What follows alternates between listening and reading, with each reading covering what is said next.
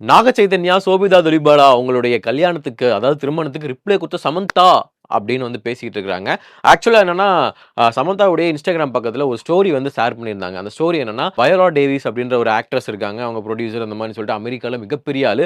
அவங்க வந்து ஒரு போஸ்ட்ட போட்டு அத நம்ம சமந்தாவும் வந்து ஷேர் பண்ணியிருந்தாங்க. அந்த போஸ்ட்ல என்ன இருந்துச்சு அப்படின்னா, ஒரு மல்யுத்தம், அதாவது சிறுவர்களுக்கான ஒரு மல்யுத்தம் நடக்கக்கூடிய ஒரு விஷயங்க. ஸோ அதுல வந்து 2 சின்ன பையனும், ஒரு சின்ன பொண்ணும் வந்து சண்டை போடுறதுக்கு முன்னாடி அப்படி கை குடுத்துக்கிறாங்க. அந்த பையன் என்ன பண்ணிட்டான்னா, டபக்குனு அப்படின்னு கைய தட்டி விட்டுட்டு, ஒரு மாரி ஆட்டிட்யூட் காமிக்கிற மாரி பண்ணிட்டான். அதுல அந்த பொண்ணு வந்து ஒரு மாரி சிரிச்சுட்டு பாசிட்டிவா விட்டாங்க.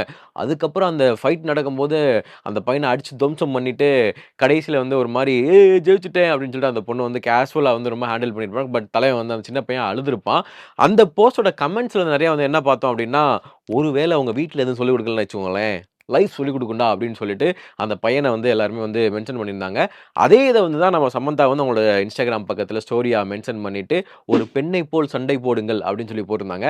இதெல்லாம் நம்ம பசங்க பார்த்துட்டு, ஓகே இது வந்து நாக சைத்தன்யா அவருடைய கல்யாணத்துக்கு தான் நம்ம தலைவி வந்து மென்ஷன் பண்ணி, சிங்க் பண்ணி போட்டிருக்காங்க அப்படின்னு. ஆக்சுவலா அவங்க சிங்க் பண்ணாங்கன்னா அப்படின்றத கேட்டா, அது அவங்கட்ட தான் நம்ம கேட்கணும்.